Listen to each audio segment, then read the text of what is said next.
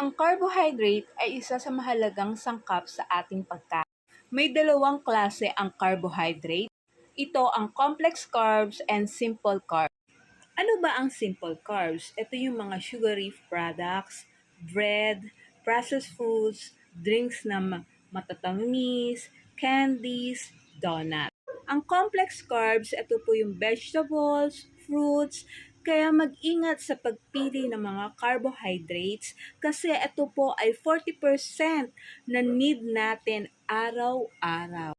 Kaya ito'y nagdudulot ng ating pagtaba at magkakaroon ng hormone imbalance sa pagpili ng carbohydrates na kinakain natin sa araw-araw.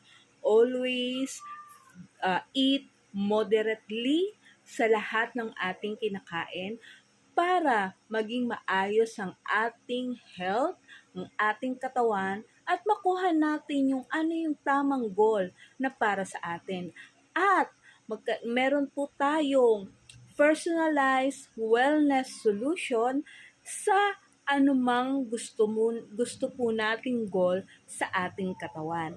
Tara, usap tayo!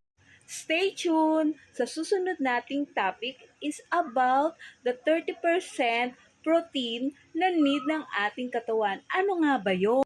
Abangan nyo ang aking topic. Stay tuned!